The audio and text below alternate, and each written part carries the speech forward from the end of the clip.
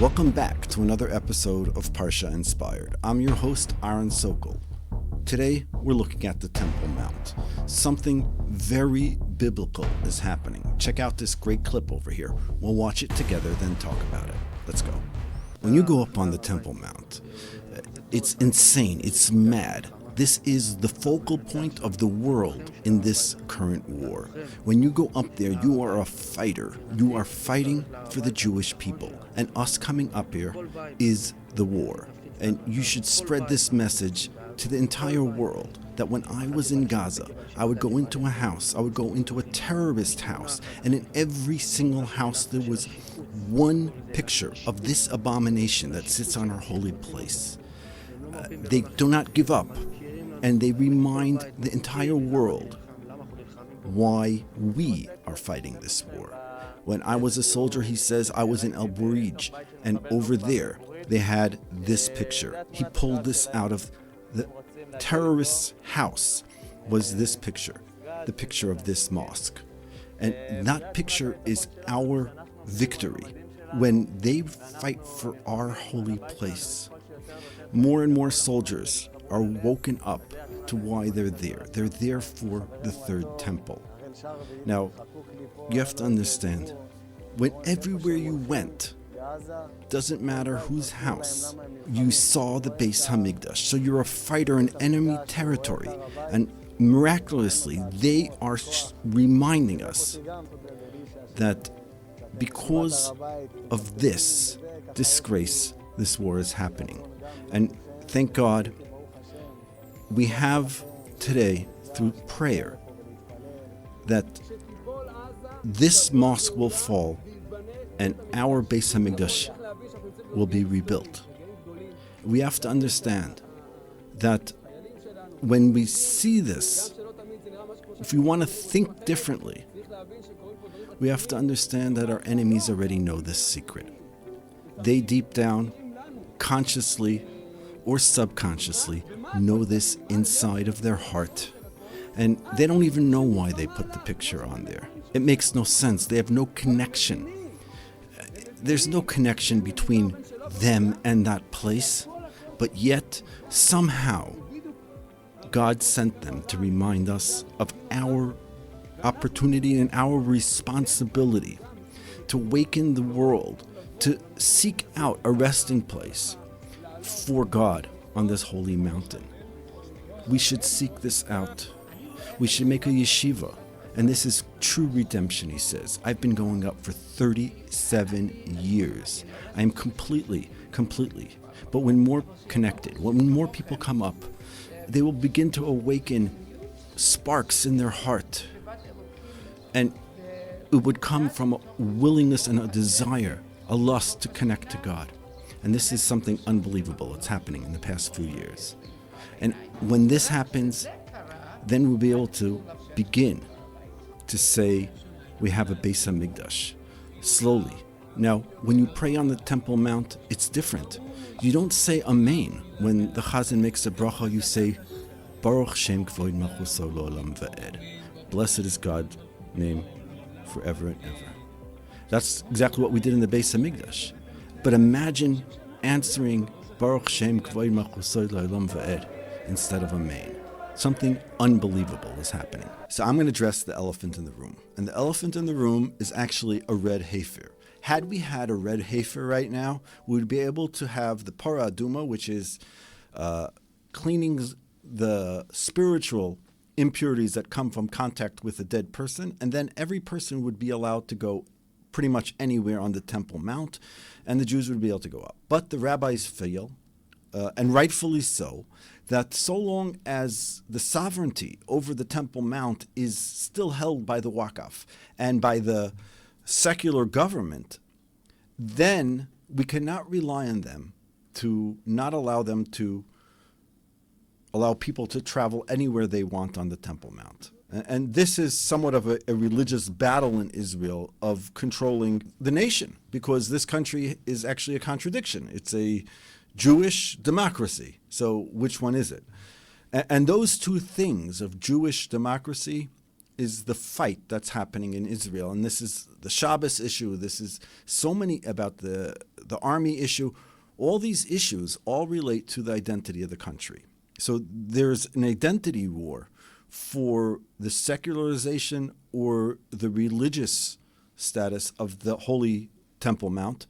And as an avoidance tactic, it was given over to the Waqf. Now, that also could have factored in that we were afraid of taking sovereignty over that piece of land.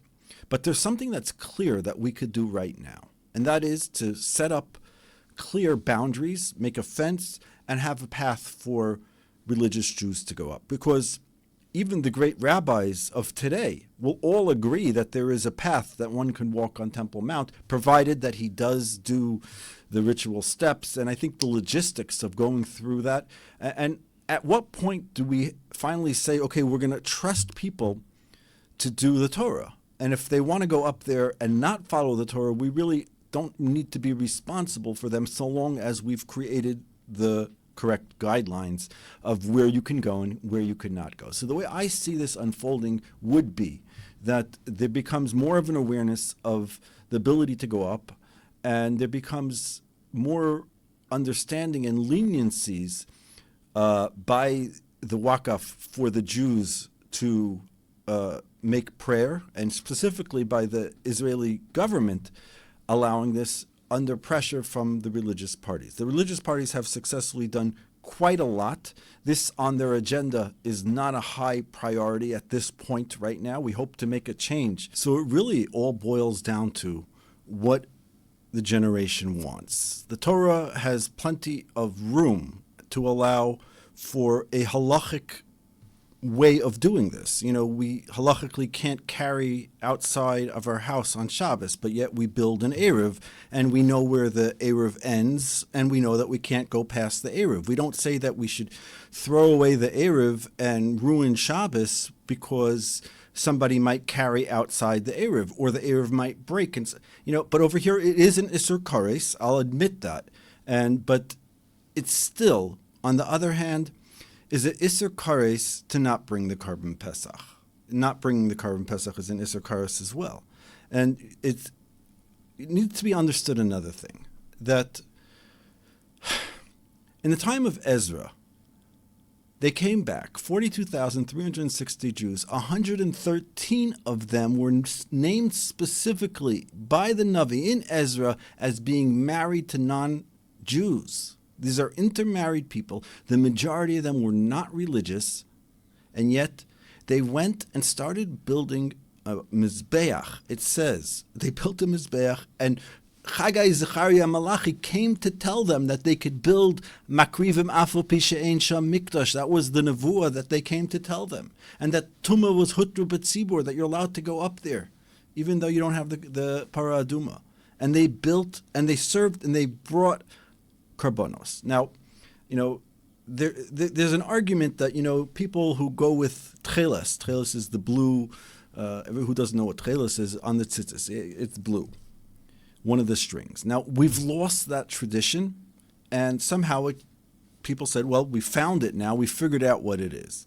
Now, I would say that this, although for the majority of the people who do go up, not the majority, a vast majority, a good portion of the people who go up would identify with the Tcheles movement. Now, the Tcheles movement is something from a halachic perspective questionable, and I'll explain why. You see, in Judaism, we follow tradition. Tradition always trumps halacha.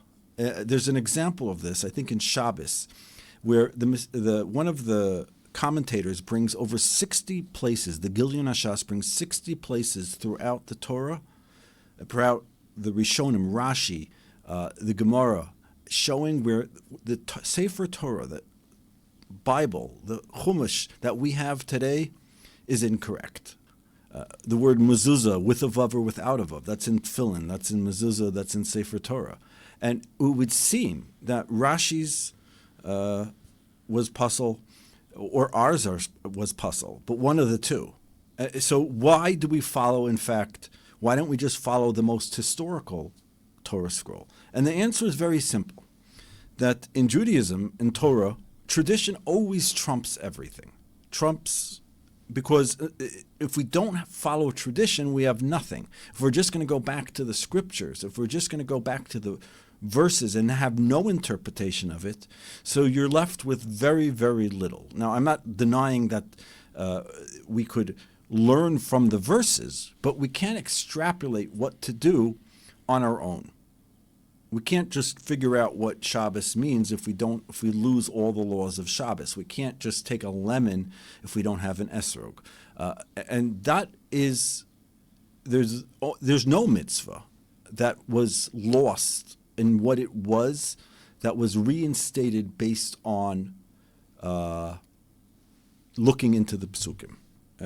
Another example might be turkey, the food, the bird turkey. Turkey is an animal, a bird that was not around 1,000 years ago in the Jewish, it's from America. But yet, over there, the reason why, even though we didn't have a tradition, a Masorah on that, but we did have a Masorah of the features of a kosher animal, of a kosher bird, because the Torah specifically tells us behaviors and other signs, and those signs are given as ways for us to determine the kosher birds. And then we get to the Temple Mount. Now, although it is clear that in the time of Ezra, they went up and brought karbanos, and it is clear that after the second temple was destroyed, for 500 years, they continued to bring Korban Pesach, and they would bring offerings. And in fact, there is very good evidence that many of the Rishonim, including the Rambam and the Ramban, went up to Har HaBayis and davened and prayed in a synagogue that was located on the Har HaBayis, obviously in the places that are permissible to be up there. And in fact, Reb Shlomo Goren, in his amazing sefer called Har HaBayis, which he was the chief rabbi of Israel at the time of 1967, when Jerusalem was partially liberated, and he got measurements, and he wrote this amazing book called Har HaBayis, where he delineates all the shitos of the Rishonim, of where you are allowed to go, where you can't go, and he shows clearly that there is paths that you can go. And he brings over there that the entire concept of the Kotel is a new idea. In fact, it was not a place of worship for more than 500 years, perhaps. In fact, all the Rishonim, when they came, they did not go there. It was only something that came out because people couldn't go up to the Temple Mount. So they found the Medrash that says that the Shekhinah, God's presence, never left the Western Wall, and they mistakenly assumed this wall to be the Western Wall, and that's where this custom started. Similarly, in Hebron, if you look outside when you go up to the Tomb of the Patriarchs, you'll see that on the right side there's stairways. And if you look up over there, I don't know how many steps, 13 or 20 steps up, you'll see there's a blackening on the Maras HaMachpelah. There's some wall blackening over there. What's that about? You see, for hundreds of years, the Jews were not allowed to go into Maras HaMachpelah. Were not allowed to go in, and they would allow them to go up to that number of steps, and that's where the Jews stood and prayed. So, if you look back historically, that means post-destruction of the temple, we see that there was a tradition of going up to the Temple Mount, and it's only in modern day things, specifically because we couldn't go up there until 1967, we couldn't go up there, and then once we could go up there, for political reasons and for fear of the rest of the world, we did not want to. The world was in such shock, and Rav Shlomo Goren writes this, and he was part of the decision people, and he said he didn't even publish his book at that time because he felt that this was too delicate of a political situation and didn't want to rock the boat. In any event, today we're at a moment where we could stand up and say, we want to go up there, but we don't want to do any averos. So let's make a institution that teaches the laws. You go through a course, you get a card, and then you walk down a path. There would be no reason why we shouldn't be able to do this. And the current situation is definitely not halachic because they allow people if they are not dressed religious, to go anywhere they want on the Temple Mount. So where is our outrage about their Isser Kares, which is happening on a daily basis? Don't we know how to separate between Kodesh and Chol? So if this message resonated with you, please like, share, and subscribe. Thank you so much for watching. We have another great topic I'm going to talk about soon, which is the 70 languages of Torah. We also have the 28th of Iyar, the day of partial liberation of Jerusalem, the continued redemption unfolding. So thank you for watching.